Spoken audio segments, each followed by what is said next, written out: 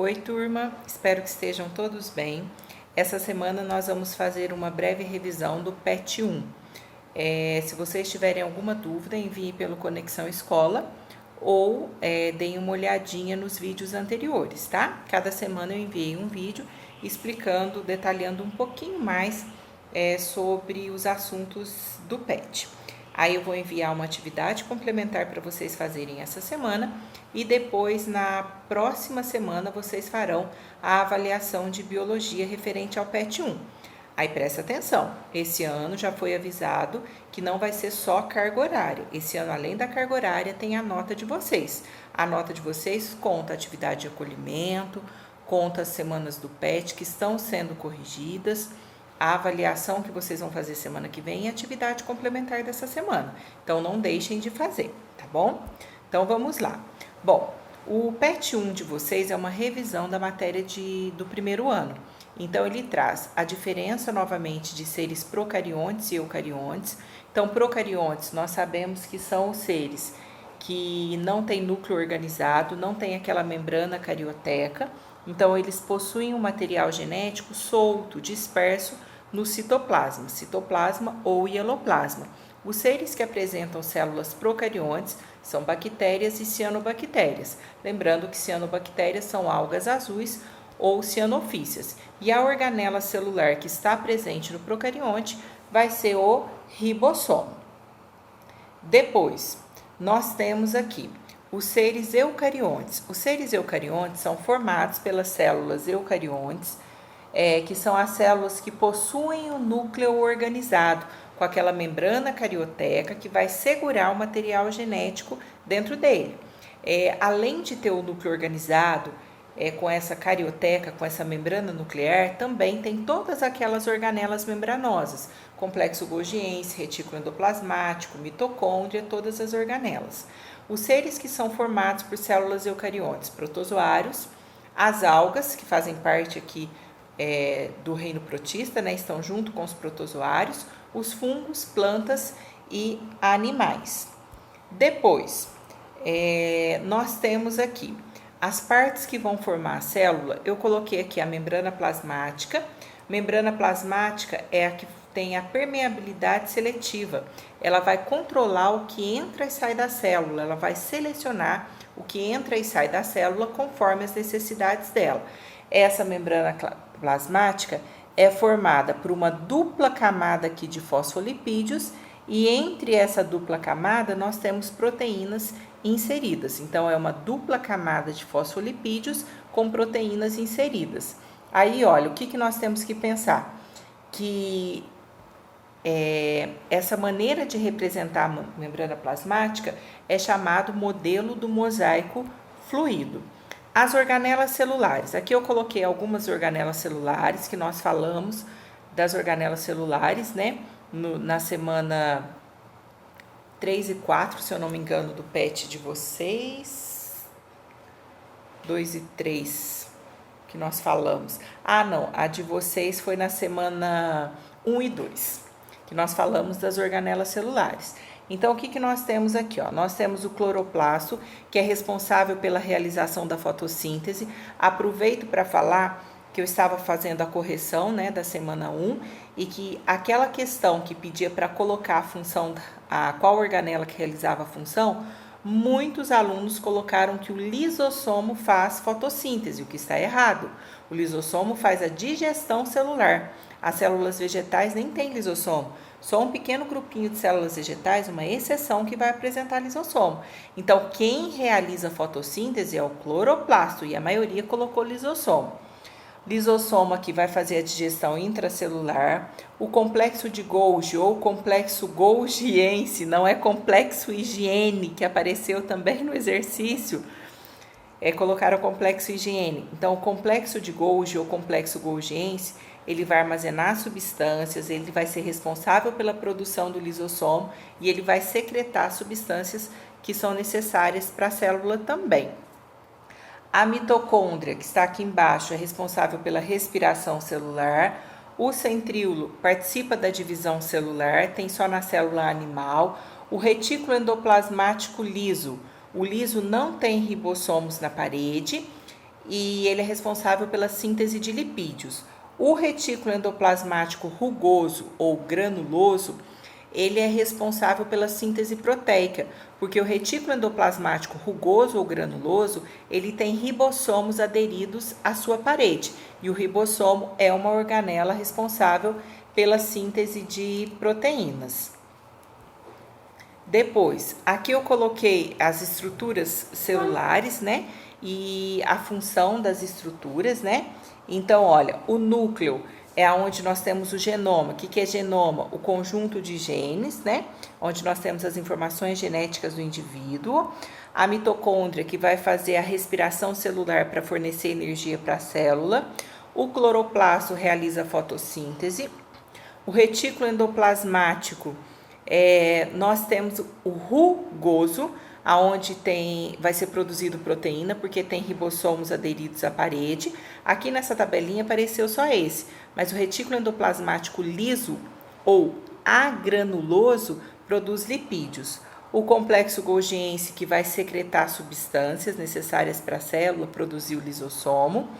O lisossomo, que é responsável pela digestão celular. O peroxomo, ele vai degradar, desmanchar, né, destruir substâncias que são tóxicas para a célula.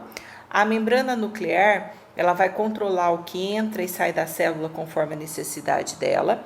A parede celular é uma parede mais rígida que dá uma proteção maior para a célula. Célula vegetal tem, animal não tem. E o vacúolo central, ele serve para regulação osmótica, controlar a entrada e saída de água na célula. Só tem na vegetal, não tem na célula animal. Aqui eu coloquei as células, mostrando o que tem na animal, o que tem na vegetal. Se vocês prestarem atenção ao centro, ó, a maioria das organelas, elas são comuns às duas células. O centríolo aqui, eles colocaram vacúolo, gente, aqui seria o vacúolo digestório na célula animal, tá? Que é o vacúolo quando o lisossomo captura o alimento para fazer a digestão. O vacúolo aqui, ó, gran vacúolo central, então esse vacúolo aqui da célula animal seria o lisossomo. E do lado de cá, nós temos o gran vacúolo central, que vai ser responsável pela regulação osmótica, que aí só tem na célula vegetal. A parede celular e o cloroplasto tem na vegetal e não tem na animal. O lisossomo, eles colocaram, cadê o lisossomo? Aqui, ó, que tem nas duas células, mas na verdade tem na animal, não tem na vegetal. É uma exceção, um pequeno grupo de células vegetais é que vão apresentar o lisossomo, não são todas as células vegetais. Depois, a fotossíntese e a respiração. Aqui nós temos a representação da fotossíntese mostrando que durante a fotossíntese a planta ela vai precisar da luz, vai absorver o gás carbônico, vai liberar o gás oxigênio. A respiração é o contrário, ela absorve o oxigênio e libera o gás carbônico para a atmosfera, que é o básico que todo mundo, claro, já viu falar. Depois aqui é a equação a mais simplificada da fotossíntese e da respiração, tá? Na respiração, nós temos o que? A respiração acontece na mitocôndria, vai entrar a glicose, o alimento da mitocôndria, vai reagir com o oxigênio. Nós temos a liberação de gás carbônico ou dióxido de carbono, que é o CO2, e a produção de moléculas de água. Quando for fotossíntese, a planta absorve o gás carbônico, a raiz absorve a água, precisa da luz, sem luz não há fotossíntese, e vai acontecer uma reação química na folha. O órgão sede da fotossíntese é a folha. Vai acontecer lá no cloroplasto. Então, vai ter a produção da glicose, que é o alimento da planta, e a liberação do gás oxigênio. Lembrando que o gás carbônico, no final da fotossíntese, dá origem à glicose, ao alimento da planta, e a água é que vai dar origem ao gás oxigênio. Aqui é só um esqueminha novamente mostrando, né? Lembrando que a organela responsável pela respiração celular, é a mitocôndria. E aqui embaixo, o cloroplasto é responsável pelo processo de fotossíntese. Depois, aqui nós temos também, foi citado na apostila de vocês, o processo de fermentação. A fermentação é um tipo de respiração, uma respiração anaeróbica, sem a participação de oxigênio. tem seres que só realizam fermentação e tem seres que são anaeróbicos facultativos. Podem ou não realizar a fermentação. Se tiver oxigênio, faz a respiração aeróbica com oxigênio. Se não tiver oxigênio, realiza um processo de fermentação. Então, nós temos, na primeira aqui, olha, a fermentação alcoólica. A partir da glicose vai ser formado o etanol, que é o álcool, gás carbônico, que é o que até provoca o crescimento da massa, né? Porque quando você coloca o fermento biológico ali, é um tipo de fermentação alcoólica. E a segunda aqui é a fermentação lática. Nós temos a formação do lactato, ou então pode colocar que ocorre a fermentação do ácido lático a partir da glicose.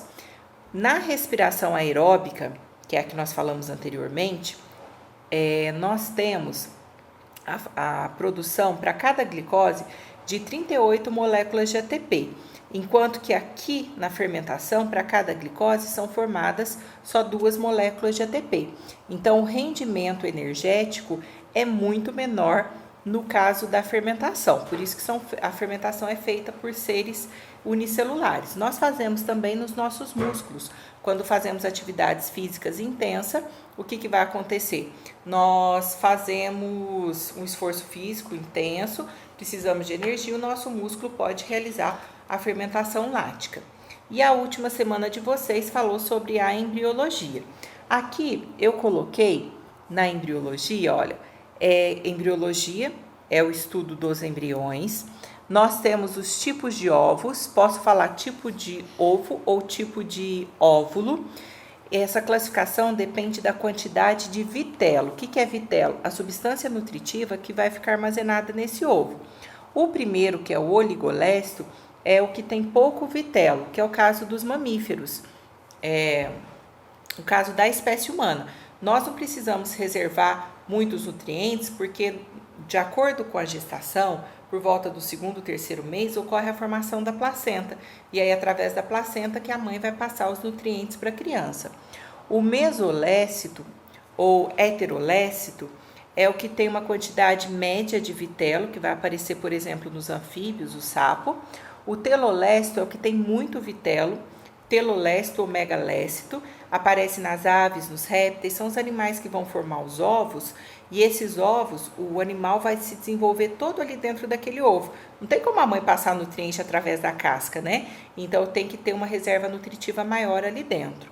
E o centrolécito, ele tem vitelo, mas o vitelo fica concentrado ao redor do núcleo da célula. Então esse já aparece em artrópodes, por exemplo, nos insetos, tá bom?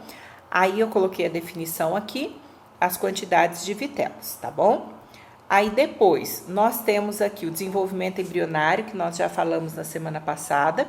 Quando acontece a união do gameta masculino com o feminino, vai ser formada a primeira célula, que é a célula ovo ou zigoto. Começa a acontecer a mitose, que é a multiplicação das células. Então, nós temos 2 células, 4 células. Essas células que vão se multiplicando, nós chamamos de blastômeros, até ter um aglomerado maciço de célula. Esse aglomerado maciço de célula nós chamamos de mórula. Então, está acontecendo qual etapa aqui?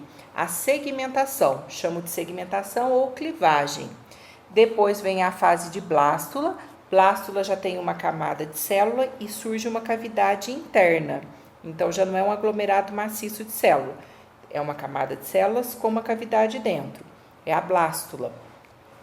Depois, nós temos a gástrula, que é quando essa camada de célula ela faz uma dobra. Então, nós temos 2 camadas de célula, a cavidade interna, e nesse caso, vai surgir aqui o primeiro orifício do embrião, chamado de blastóporo, que aí depende do embrião, né, do tipo de animal, pode dar origem à boca ou ao ânus. Aqui é chamado de gástrula, essa etapa é chamada de gastrulação. Aqui não apareceu nesse desenho, nós temos também a neurula, que é a fase de neurulação ou organogênese, que é quando nós temos a origem dos órgãos. Na neurula começam a formar os órgãos, o tubo neural, que vai dar origem ao sistema nervoso, a notocorda, que depois vai ser substituída pela coluna vertebral, e assim por diante, tá bom? Então, a gástrula, ela é responsável pela formação, posso falar de chamar de folheto germinativo ou tecido embrionário. E depois, na fase de neurula, nós já começamos a ter a formação dos órgãos. Aqui nós temos os anexos embrionários. Os anexos embrionários, olha, nós temos, aqui no centro seria o embrião. Esse embrião, ele vai ser envolvido aqui, ó, pelo ânion. O ânion protege o embrião contra a desidratação e contra choques mecânicos, para que ele não bata, né, de um lado para o outro e não sofra nenhum tipo de deformação. O alantoide, que é responsável por recolher as excretas, né, os resíduos produzidos pelo embrião, é responsável também por trocas gasosas. O saco vitelínico, o alantoide também ajuda a transferir cálcio da casca do ovo para o embrião para a formação do osso, para a formação dos ossos. O saco vitelínico é onde vai estar armazenado o vitelo, que é a substância nutritiva, é o que vai nutrir o embrião durante o desenvolvimento dele. E o córium é uma membrana que recobre não só o embrião, mas todos os outros anexos para proteger também o embrião e os outros anexos. E aqui eu coloquei a placenta, gente. A placenta, ó, ela é um anexo embrionário também, mas ela é um anexo exclusivo dos mamíferos. Os mamíferos, eles têm o saco vitelínico, o alantoide atrofiado ou reduzido. Por quê? Porque eles só vão usar essas estruturas bem no comecinho do desenvolvimento embrionário. Depois, esse alantoide, esse saco vitelínico, não são necessários mais. Por quê? Quem vai fazer a troca gasosa, quem vai passar nutrientes, recolher as excretas, são vai ser a placenta, que é uma estrutura exclusiva dos mamíferos. A placenta tem o embrião, o que vai unir a placenta ao embrião é o cordão umbilical. Através dali vai acontecendo todas as trocas entre a mãe e a criança. E a placenta também é responsável pela produção de hormônio. Vai produzir hormônio progesterona para evitar a contração e manter a gravidez. Deixa eu ver, acho que agora nós finalizamos isso. Então, essa semana foi só assim, para vocês relembrarem o que nós trabalhamos no PET 1 e depois vocês vão fazer, então, a atividade complementar e na semana que vem a avaliação de biologia, tá bom? Fiquem com Deus e até as nossas próximas explicações. Tchau!